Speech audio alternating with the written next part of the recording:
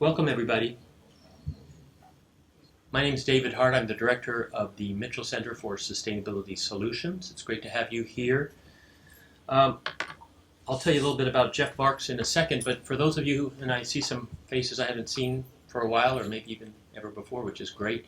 The Mitchell Center, we try to be a kind of a crossroads, a meeting place for people who are thinking about Maine's future and the planet's future from many different standpoints. So the views that maybe that business and industry have, that citizens groups have, that government, and so what role universities can or should play in helping to create a future that it's gonna work. And as you noticed, if you looked at the thing on the podium here, we think this is kind of in keeping with Senator Mitchell's views about public service and his commitment to these issues in Maine and all over the planet. You missed his talk on Thursday. You missed an amazing one because it was about this and a lot more. So this kind of meeting comes out of my own experiences before I got to Maine, but especially being aware of some of the great work that Jeff has been doing and wanting to explore what the current status is of the university's work with business and industry on energy futures and environmental issues, and what more we could be doing. And so you have people like Dana Humphrey in the back, who's the Dean of Engineering here, and lots of amazing work is already done there. We had some interesting things going on here for a number of years and still going on energy, both tidal energy, wind, currently a lot on hydropower. But one of the things that always comes to my mind about technology is that, technology kind of to work has to get over several hurdles. It has to be technologically feasible. It has to be economically viable.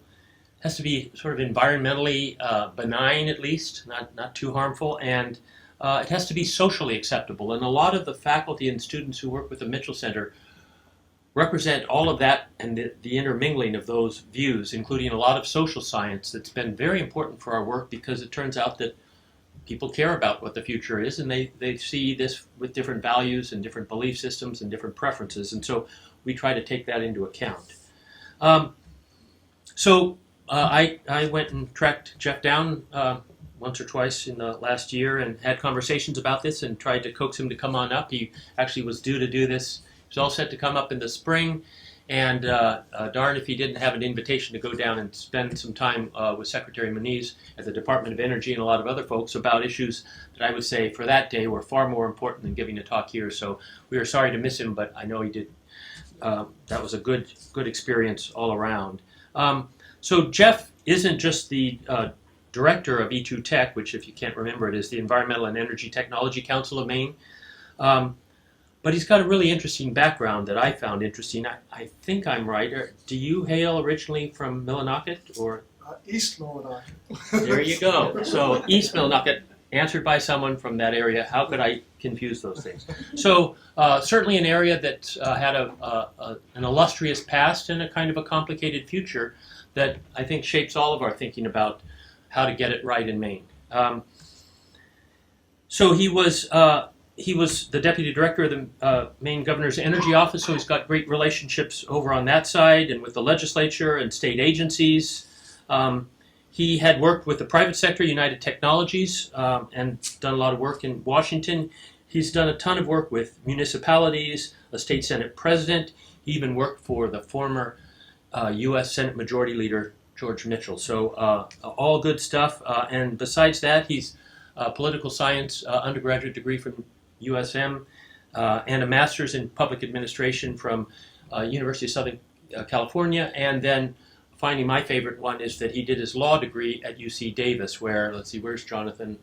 Jonathan Rubin did a degree there, and I can think of at least one other person, me, who got his PhD there. So particularly interested in some of the work that Jeff is currently doing on energy futures, and also kind of for him to speak with us about how we might collaborate more effectively. So a lot to learn, a lot I hope to share over time, and it's great to have you here, Jeff.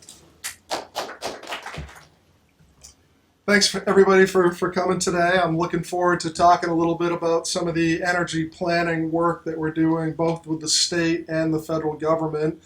David mentioned my time with Senator Mitchell, so it's good to be here at the Mitchell Center. I only spent a semester when I was at USM in Senator Mitchell's Biddeford office doing constituent casework, but it was also one of my first policy political jobs. So that kind of snowballed from there, and I ended up in Washington, D.C., originally going to D.C. to work for Senator Mitchell, but how dare he retired right before I was heading out to Washington, so I had to find something else to do. I'm going to talk a little bit today, and I'm going to admit right off the bat I have way too many slides, but I'm going to go through those pretty quickly. But want to talk about some of the work that we're doing. E2 Tech, for those of you who don't know, we are a business trade association based out of Portland, Maine. We represent really anybody and everybody in the state who does anything in the energy and environmental space. So we have environmental consultants and engineers. We have renewable energy companies. Both of the major electric utilities in the state of Maine, Central Maine Power and Emera Maine, are both members. We have university and college officials. We do have student members, so if you're interested, how many in the room are students at UMaine right now? If you're interested in talking a little bit more about E2 Tech afterwards, we'd love to talk to you, because we're always trying to figure out how to match up our companies with students who are looking for jobs or looking for placement in internships within some of our companies. So our mission is basically to promote our companies, their products, their services, their technologies, to help support their sustainable acceleration going forward, but also to help them compete in national and international markets. Last year, we approached the governor's energy office in Maine to potentially apply for some funding through the U.S. Department of Energy. Their state energy program helps fund all of the state's energy programs and some of their policy initiatives. So everything from energy efficiency programs to renewable energy to natural gas. The DOE provides all of the states with funding through a specific formula to help those states both develop and implement their energy programs. They also have a competitive grant program that we applied for with the governor's energy office, and I believe it was 3 states last year who received funding. Maine was one of them, to help develop the next state energy plan for the state. These are some of the overall objectives of the DOE's program. It's to accelerate job creation, reduce energy bills, reduce energy costs, and help to reduce energy use and achieve climate security across the United States. So we applied for this. We were able to get it, and now we're working with the Governor's Energy Office and the U.S. DOE to create the next state energy plan for the state. Now, there are statutory requirements that require the state of Maine to update its energy plan every couple of years. The first one was created by Governor Baldacci back in 2008, I believe. The LePage administration was a little slower in updating that plan, but they were able to put something together last year. But they didn't do very much stakeholder outreach. They didn't reach out to businesses. They didn't reach out very extensively to other agencies that had jurisdiction over some energy issues. So we thought it would be a good time to team up with the state and bring our member companies in so that we could develop a plan that collaborated with all of the energy interests throughout the state of Maine, and to develop something that moves the state forward on energy policy. So our objectives right off the bat, you'll notice that they're very similar to the US DOE objectives for the overall program. It's to achieve energy and cost savings across all applications, whether it's transportation, industrial, commercial, or residential. It's to reduce pollution and address climate change. It's to support the growth of a robust energy market in the state of Maine. We have some fantastic companies that are doing new and innovative things in this space, and we want to be able to help them grow and accelerate and match up with E2Tech's mission for those companies. And this last one is really focused on the first three objectives, but this is where E2Tech comes in. Because we have such a diverse membership, it made sense for this organization to come in and help to facilitate those meetings. And that's what we're going to start doing over the next couple of weeks, couple of months. Like I said, there was an energy plan that was developed in 2015. This is kind of our base for the project that we're working on now. And they focused on 8 different sectors and created very general overall policy recommendations for each of these 8 sectors that you see down here. And there's really nothing that stands out in these 8. Residential thermal, I'll talk a little bit why that's so important in the state of Maine. Commercial industrial, renewables, all the way down to state government. And state government is on there because, like companies, states need to find ways to reduce their own emissions, as well as staying within very tight budget resources. And to do that, they can save money by saving energy use at their state facilities. So these are the recommendations that came out of that plan. And I won't go into too much detail on those, but these are the statutory goals that we have to work from as well. And there are primarily 4 of them.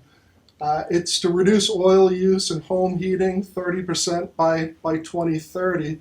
And the reason that's important is because the state of Maine is highly dependent on oil for its heating needs, more so than any other state in the country. Just a few years ago, we were 80% dependent on oil for heating needs. Fortunately, that has gone down, and we're kind of around the 66, 67%, but that's still more than other states throughout the country. We want to be able to reduce our electricity and natural gas consumption by a certain percentage, reduce our peak electricity demand throughout the state, and there are some very, very stretchy goals to weatherize 100% of homes and 50% of businesses by 2030. So those are goals that are in statute and, of course, need to be part of the overall energy plan. So this project that we're working on, this development of a Maine energy planning roadmap, we're breaking up into various phases, 3 phases to be exact. The first one is developing baseline data. And what this is really is, if you're developing a roadmap or if you're trying to get somewhere from where you are right now, you kind of have to know where you are right now. So this baselining process is developing information, kind of a snapshot on what Maine's energy landscape is currently. This is the phase that we're in right now. We're developing information and gathering data on demographics across the state, the supply chain, workforce, and most importantly for this state energy plan, what are the current energy policies that are in place? What are we missing? What can be revised? And how can we come up with a set of policy recommendations at the end of this process that moves Maine towards a more secure energy future? A lot of this work is being done by E2Tech, but we're also working with a lot of our partners and companies going forward. Did you have a question, Jonathan? I have a comment, but I'll hold it if you'd rather. Oh, no, feel free to shout out anything. So, I specialize in transport as my research, and I know that transport means about 30%, maybe 35% of greenhouse gas emissions, energy use, roughly equivalent. So, I don't know, it would seem to me that you'd want to, maybe it's already there in the subcategory, but knowing the on-road vehicle fleet in terms of age and distribution Is that part of it?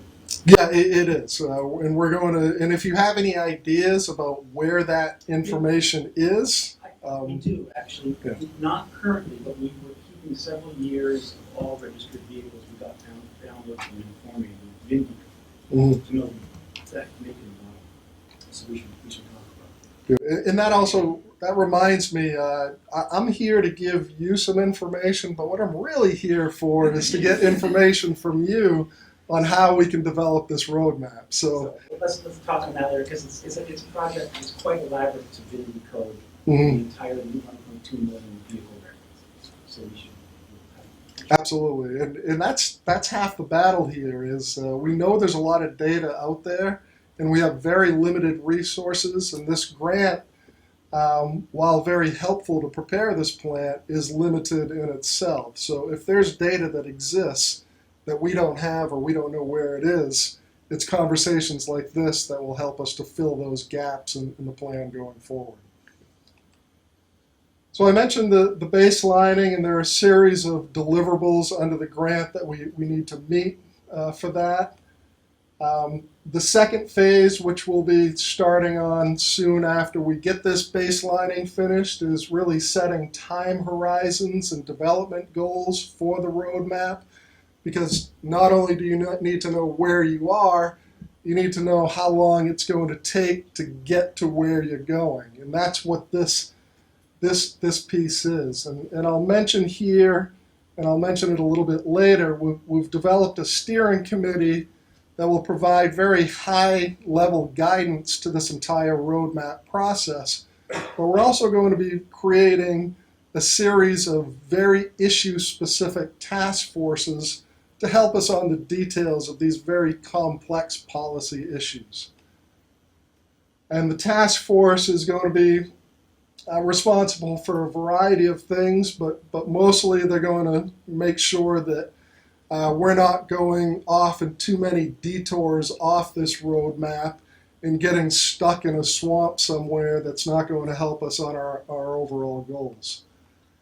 In phase 3, I can't wait to get to phase 3 because this is what the talk is about today. This is really the collaboration phase. So we'll be working with the high-level steering committee, the issue-specific task forces, but we're also going to be reaching out to a variety of stakeholders across the state and facilitated meetings. Once we have a draft roadmap that we can share with you, that's when we're going to come to you and say, please review this and let us know what we're missing or where we're going wrong on this. So this is really in my opinion, the meat of the project. It's talking to everybody, it's getting input, and it's helping to create the roadmap itself. And like the other phases, there's a variety of deliverables under that. David, do you provide the presentations on your website for this? Like I said, I have way too many slides, but you can go through some of these at your leisure later. This slide really demonstrates the diversity not only of our organization, but of the steering committee members that we have on here. We have engineers, we have pulp and paper companies, we have renewable energy companies, we have municipalities, we have several state agencies that have authority over various energy issues within the state, like Department of Transportation, Environmental Protection, and a former chairman of the Public Utilities Commission. We have both of our electric utilities. We have Peter Vigu, who's the president of Chinbro, a very large construction company with deep roots in the state of Maine. So this is kind of a snapshot of the type of collaboration that we're looking for. We're trying to get as many voices together as possible with their own experiences so that they can add something to the overall roadmap. Now I mentioned we're in this baselining, so we're developing this snapshot of what the energy sector looks like in the state of Maine right now, and I'm going to go through the next set of slides very quickly. It's a lot of graphs, Some great colors in there, so hopefully it's visually appealing as well as informational substance. But these are some of the organizations that we've been able to help us with this portion of the project. This just talks a little bit about the demographics of Maine, the population, the GDP, vehicle miles traveled, which will be a key data point in the transportation section of the roadmap.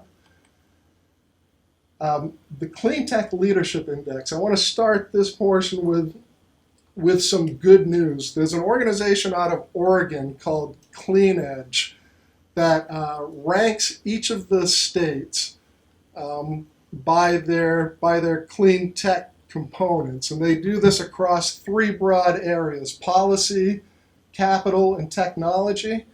And they do it across 70 different indicators that represent a lot of the very specific points on the energy map.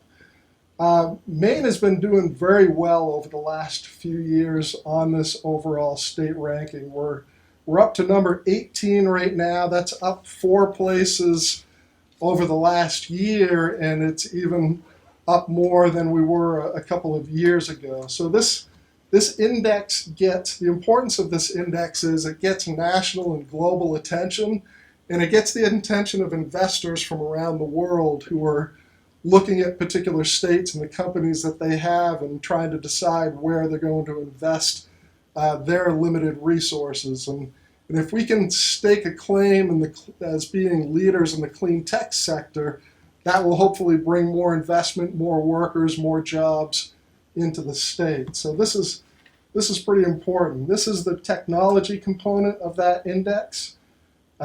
Maine this year got into the top 10, which is pretty impressive. And just to show you how far we've gone on technology, this bottom green line is where we were in the index in 2010, and now we're up to number 9. So we went from 31 to number 9 in just the last 5 or 6 years, which is pretty impressive. And this is where we are in the policy rankings. We're down around 19, which is top 20 isn't a bad place to be on this list. Capital is where it gets a little dicey. There's very little investment that comes into the state in the clean tech sector.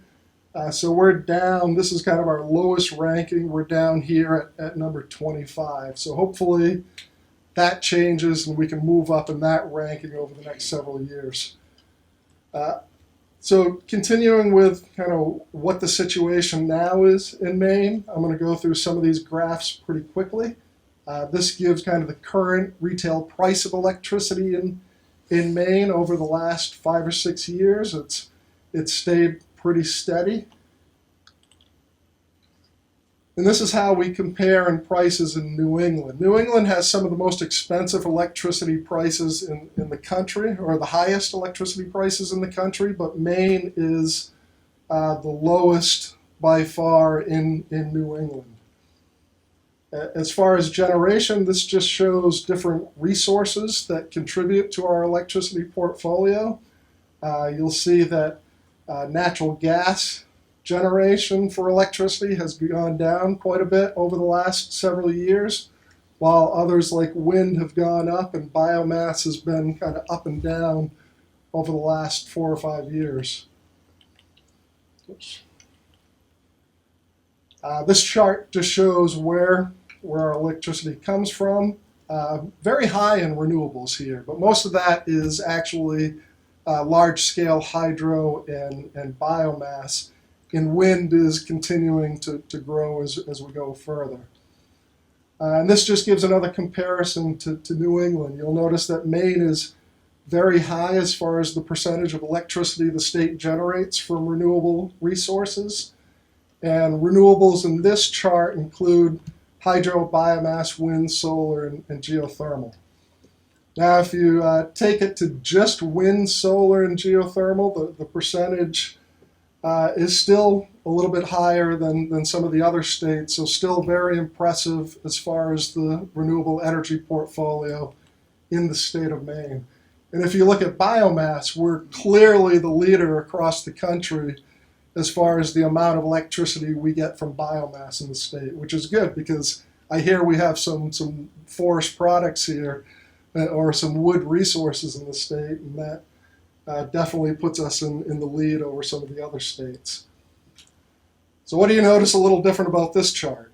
This is the amount we get from solar, and yeah, there's not even a bar on the state of Maine. So we're way behind in solar from the other New England states, as well as on the national average. And there's a lot of reasons for that. But as one of my solar companies keeps telling me, we have about the same amount of solar available to us as Germany does.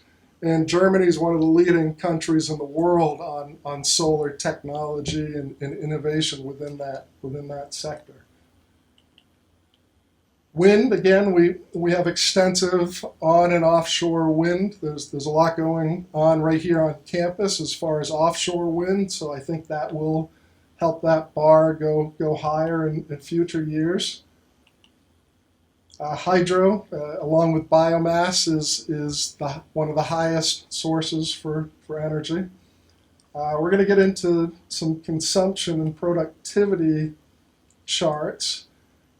This shows energy consumption by end-use sector in Maine. And as you can see by the purple part, transportation is very high as far as where our energy is going and where all of a big portion of our oil use goes. So as part of this road mapping process, it's kind of funny, when we submitted the application to the Department of Energy, we were mostly focused on the residential and commercial sectors and didn't really talk much in the application to DOE about transportation.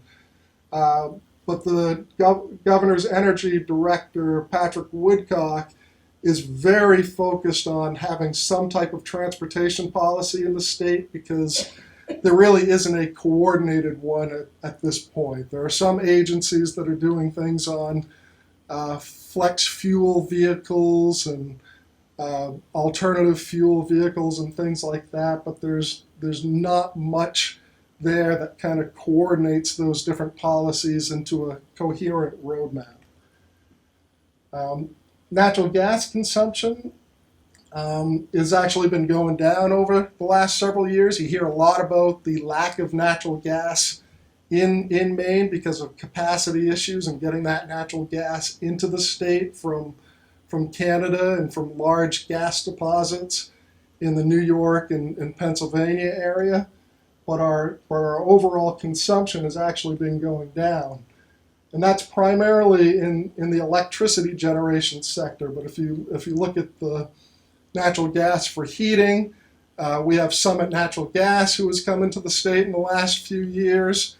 And more households and businesses within the state are starting to convert from oil, which is primarily where the heating source has been over the last several years, to natural gas. So that's a relatively new phenomenon in the state of Maine.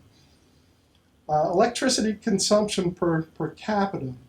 This chart shows the average amount of electricity used annually per person in each state, and Maine is kind of one of the highest in this area. So I think from an energy planning roadmap purpose, we look at this and try to think to ourselves, well, how can we use energy more efficiently and more productively in the state going forward to kind of bring these consumption numbers down.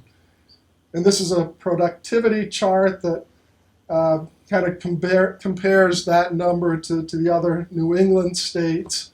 And as you can see, we're probably the least productive per energy unit that we use among New England.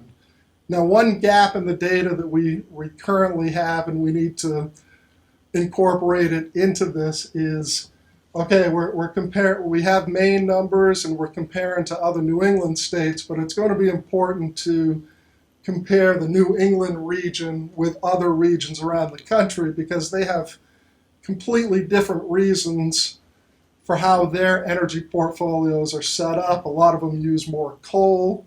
In fact, most of them use more coal. They use nuclear. And we just don't use as much of those energy resources in the state of Maine. So Jonathan, we're getting into transportation now. This chart just shows the number of alternative or clean transportation vehicles that we currently have in the state. From hybrid electric vehicles to purely electric vehicles. I saw a couple of those out here in the parking lot when I came in today. The plug-ins and the natural gas vehicles. So these numbers are going up as far as how many vehicles that we have per 1 million people, but we're still pretty low compared to the rest of New England. This is hybrid electric vehicles. We have the lowest per 1 million people, except for Rhode Island in this case, and a little bit less in Connecticut. We're pretty low as far as purely electric vehicles. Plug-in electric hybrids, we're kind of even with several states in this particular vehicle. And natural gas vehicles we're among the lowest, probably because we don't have as easily access to natural gas as some of the other New England states have.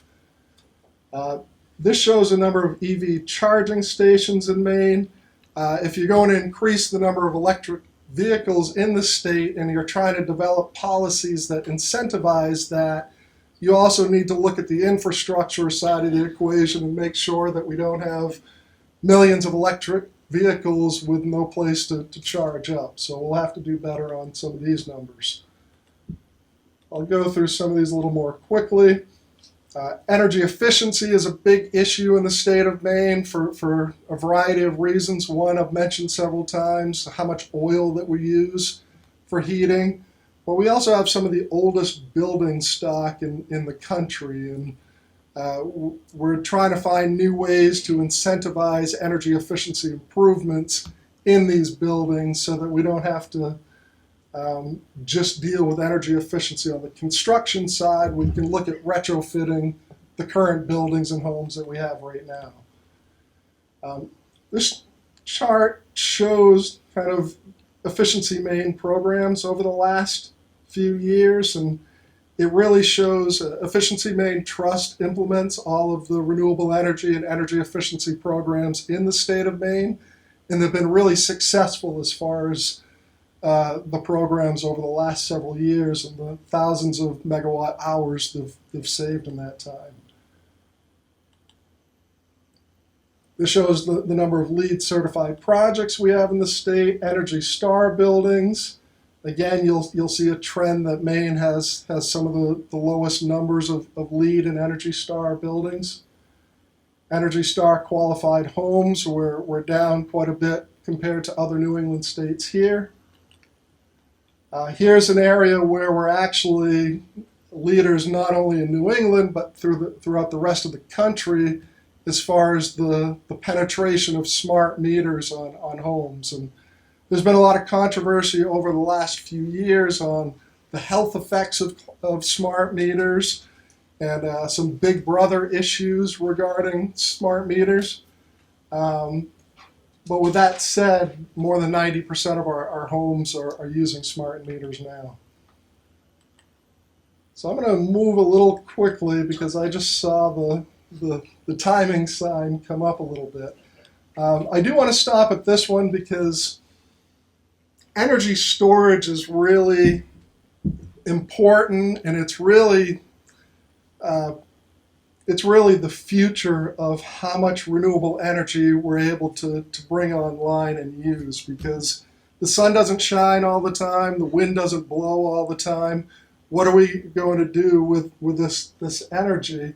And energy storage is really the next wave of energy innovations, not just in Maine, but throughout the country. The Department of Energy is focused on R&D in this area, and as well as a lot of the states. But as you can see, we have the same bar that we had with solar penetration in the state. We just don't have one. We have one or two energy storage projects in the state, but nothing that comes anywhere near like Massachusetts. Jonathan? Yeah, what is the Massachusetts energy story? What is it? I'm not quite sure what they're using, what the technology is. I'm curious. I mean, it looks really significant. Just curious. Well, when you look at Maine and Massachusetts on really any of the energy indicators, they put a lot more resources into energy technologies, and their policies are much more conducive to implementing and incorporating some of these technologies into their buildings and facilities. So that's probably part of the reason that it's there. But as far as what type of technology, I'm not quite sure. So I mentioned the data that we get from Clean Edge and also from the Energy Information Administration. EIA is the federal agency that collects a lot of this data and has raw numbers on it, and we collected that data to create some of these charts. ACEEE is the American Council for an Energy Efficient Economy, and they rate each of the states as far as their energy efficiency programs. So this was their scorecard this year, and I think this is a total out of 50 points, and we came in around 23.5, 24. This just shows all the states. And as you can see, among all the states, Maine ranks number 14 as far as the strength and number of their energy efficiency programs. So I'll run through these pretty quickly. Capital investment, I mentioned earlier, is a weak point for us. We don't get a lot of venture capital dollars into clean tech in the state. And this chart just kind of proves that compared to some of the other New England states. Patents were pretty low compared to some of the other New England states for clean tech technologies.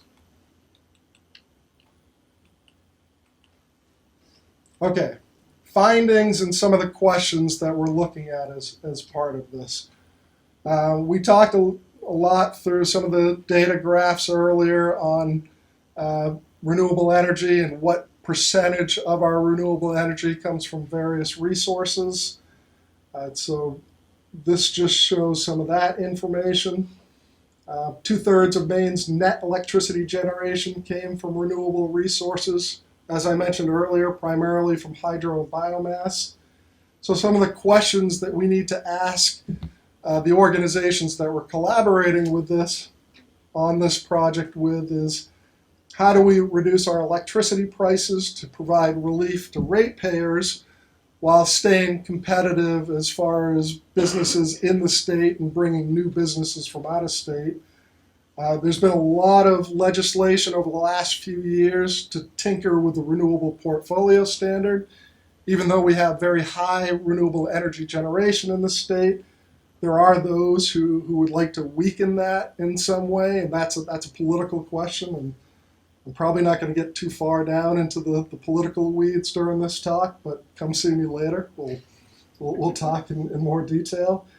And one of the major questions is, should Maine go it alone on renewable energy policy, or should we look to the other New England states to come up with a cooperative common renewable standard? And a lot of that's going on right now with 3 states, Rhode Island, Massachusetts, and Connecticut, have put out a bid proposal for renewable energy procurement.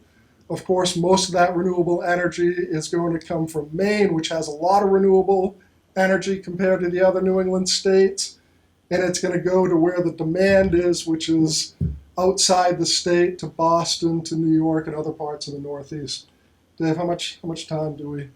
5? We looked at consumption and productivity earlier, where that energy is going. We talked a little bit about natural gas earlier, and how much is going to electricity compared to how much is going to heating needs, and what some of the challenges are in getting natural gas into the state.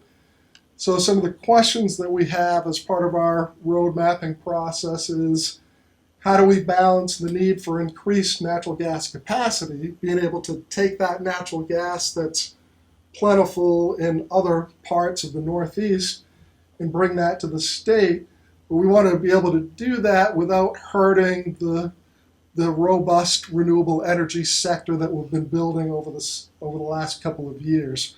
So that question is going to come up as we reach out to stakeholders on this. And going back to the consumption and the productivity chart, how do we do more with less energy? That's going to be particularly important in some of our manufacturing facilities and the forest products industry, which is very energy intensive. And that's one of the reasons that they've given over the last several years to why these plants are closing and why jobs are disappearing from this sector, along with the general thought of less demand for these particular products. We talked about energy efficiency in heating quite a bit. The question for our stakeholders that we're going to be working with is, do we need a more comprehensive, cohesive heating policy in Maine that does primarily two things: reduces oil consumption and incentivizes alternative fuels like biofuels and heating systems like wood pellet boilers and solar thermal and things like that.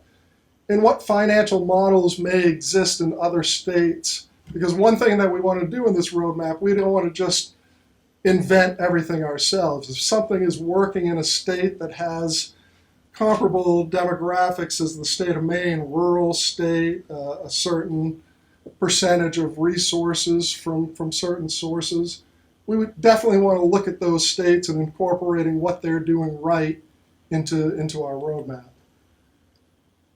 Transportation, I think we talked about this before. We need some type of transportation policy in Maine. We don't have one right now. So that one's pretty easy.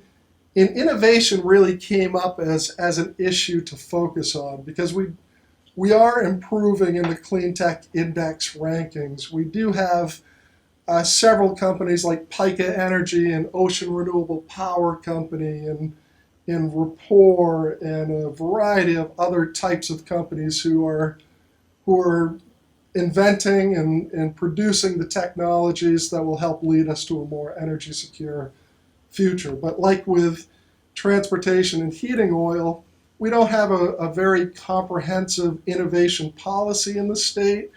And actually, the R&D dollars that go to clean tech type innovations is very low compared to the rest of New England as well as the rest of the country.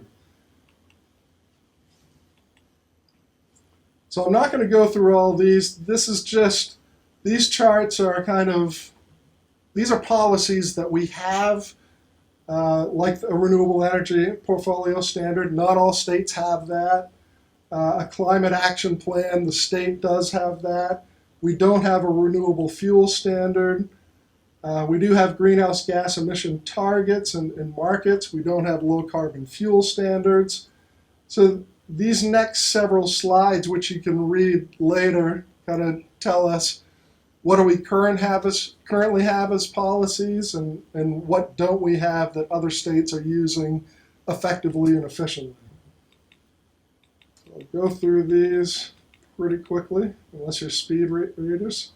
Another portion of this road mapping project, I mentioned the importance of getting a snapshot of what the energy landscape is. We're actually taking another step in this phase by building a database of energy resources in the state. So anybody can go to this database if they're looking for a solar company, if they're looking to partner with a company on a particular project, or if those companies that are in the database are looking for clients or customers. This will give a database entry of what the company is, where they're located in the state, how many employees they have, what their products and services and technologies are, and what their capabilities are as far as partnering with other companies. So that's actually online now, and we're working with several other partners, and it's a good example of a collaborative relationship because we're working with the Maine ocean and wind industry, the Maine composites industry, the Maine Manufacturing Extension Partnership, and others to help build this database. We also need to know where our advantages are as a state, and we've come up with biomass, as I mentioned before. We have a lot of forest products, so we have a competitive market advantage over other states and countries here. Distributed energy and energy efficiency. We have some companies that are looking into very innovative microgrid technologies. Hydrokinetics, and especially tidal with Ocean Renewable Power Company. And going back to the university here, offshore wind and all the research that's being done in the composites and advanced structures lab here. So only a couple more, David. So with all of that data, with that snapshot of the energy landscape in the state of Maine, our steering committee has come up with, because we can't do everything. We can't do everything as part of this roadmap. We don't have the resources, either the time or the financial resources to do an energy plan that covers everything. So we really wanted to focus on those things where we thought we could make a difference and come up with a consensus policy among all of these different actors. So one of them is innovation, helping to incentivize those companies who are developing the new technologies of the future, implementation of energy innovation like energy storage and combined heat and power and microgrids. Thermal heating is one because of our dependence on oil. Transportation, same reason, our dependence on oil and the fact that we're such a rural state and everybody has a vehicle that they drive in the state. This idea of regional approaches to energy policy. And the last one, number 6, is kind of everything else that is going on. One thing that we don't want to do in this roadmap is do what others are doing, duplicate, and have a lot of overlap. So we're integrating all of the other activities that are going on, like Efficiency Maine, which implements all of the efficiency programs in the state. They go through this planning process every 3 years and develop a triennial plan. The Maine Public Utilities Commission is looking at natural gas capacity. There's also a Public Utilities Commission docket open right now to look at solar policy in the net metering area. The Governor's Energy Office, as well as the Maine Legislature, are working on 2 different studies on the energy, economic, and environmental benefits of the biomass industry. There's this multi-state clean energy program that's out there to procure more renewable energy resources. There's also a parallel energy planning project. While we're focused on kind of a lot of different things, there's a multi-state offshore wind planning project that's in development. The Energy Office does a wind energy assessment every couple of years. And then energy assurance and emergency management, because we are so dependent on fossil fuels and any type of disruption, such as a storm or something else, could disrupt getting oil and propane and some of these heavily used heating fuels into the state. So there's a separate planning process going on with that. And I want to end by inviting all of you to come to our expo in November, where it's really going to be a kickoff for E2 Tech and our partners to help us plan for the types of stakeholder meetings that we're going to be having on many of these different issues. And with that, that's my email address. I answer all emails, so if you have ideas, if you have questions beyond today's conversation, just drop me an email and let me know, and we can talk about it. So that's all I have for today. Great. Thanks.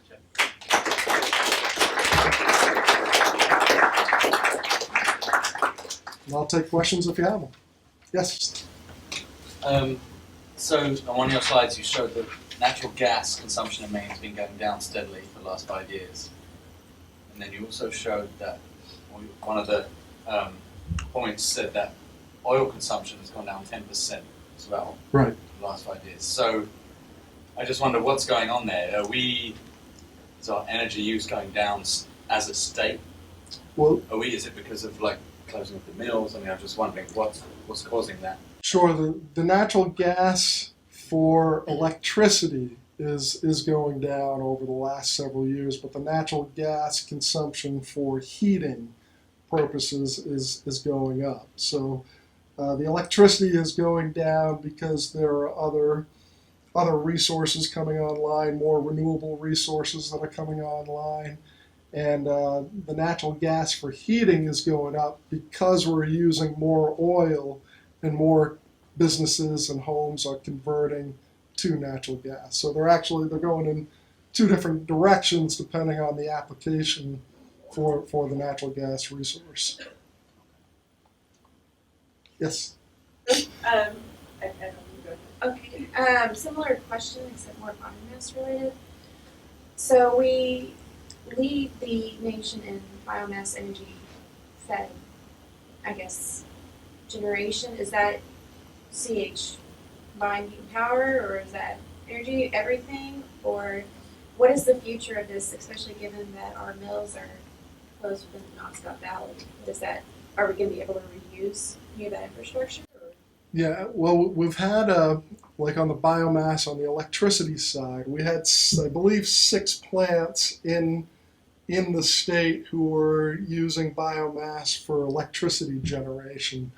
Because the prices of oil have gone way down and because natural gas prices are going down and supply is going up, a couple of those plants have already closed and others are losing jobs. The other piece of that is as we reduce our heating using oil, wood pellet boilers are starting to come online more, and that's helping to increase the amount of that for heating purposes. So would those processing plants be mostly in the southern part of the state, or will there be any reuse in the? I think most of them are kind of in the north and western, but I'm not sure exactly which towns those are in. But yeah, probably in the more northern regions. That was a nice segue. I was wondering if you knew if any studies have been done on like how much the pellet industry and the investment in heat pumps has reduced, the fuel oil use. Not nearly enough. In fact, the wood pellet industry has come to my organization because they're facing a lot of problems right now with oil prices being so low and natural gas coming in, kind of like the other question that you asked. So they have these state-of-the-art boilers that they're currently importing from Europe right now, and we have the resource itself, the wood pellets, the kind of the feedstock to make these wood pellets here, but prices have been so depressed in these other fuel sources that it's really hurt the wood pellet boiler distributors as well as the wood pellet manufacturers. So they've come to us and have said, hey, we have this resource, we have this amazing resource in the state, but there's almost no promotion or marketing by the state to let people know that this is an option other than natural gas, because again, getting into the political side of things, natural gas has kind of been the fuel of choice over the last few years. So the wood pellet industry has been pretty adamant that if you're going to pay all of this attention to natural gas, which is still a fossil fuel, and we don't even have any of it in the state, why aren't you putting equal or more resources into the wood pellet industry and marketing these products to residents and businesses that can install them now, even though oil prices are low? And we all know oil prices are going up and natural gas prices will be going up. They'll be ready and available and can get into the market quicker if they just had some state support behind it. Yes. Okay, that's a segue to my questions because there are so many like different types of sustainable energy. So Mhm. are there discussion about priority, like if that's part of the task or the roadmap, like just set, like which, I know you don't want to get into the That's- political side too much, but Yeah, but it's a great question because we want to avoid the picking winners and losers as part of this roadmap process, and I don't think we've had that conversation yet okay. in how we're going to do this. I think what we want to get out of this roadmap is incentives for the alternative energy sector. But once you start getting into very specific energy resources, it's like the wood pellets and the natural gas. It starts to set up, well, who's more important and what's the priority as far as resource, and that gets into the political questions that unfortunately I just can't answer. Yes. I'm just wondering about the net impact, the carbon footprint of biomass and wood pellets in general versus other forms of energy, and if we could put energy, our money or technology into the solar, wind, tidal, and other really renewable sorts, why wouldn't we be doing that as versus putting a whole lot of investment into the biomass? I mean, because we're still doing a big carbon footprint with the biomass, aren't we? Yeah, I think because biomass plants have had so many problems over the last few years and are losing jobs, and all of the other industries that are connected to that, like loggers and foresters. I mean, there's a big political constituency within those areas, so there's been a lot of attention on biomass. So I'm hoping some of these studies that are coming out over the next year or so, where the governor's energy office is doing its biomass study, the legislature is doing theirs. Hopefully, and I'm not quite sure if they are, hopefully they're going to address the carbon issue along with those. Yeah, that's obviously. But you're right, it's one of the issues, and they're studying the economic benefits and the energy benefits of biomass, but they're also taking a look at the environmental. I haven't been involved in those meetings, so I don't know how deep they're getting into some of the carbon issues that come up with burning biomass. So I think that brings us right up to 4 o'clock. If you have some other questions you want to come up, feel free to do so. But let's thank Jeff again for a great talk. Thank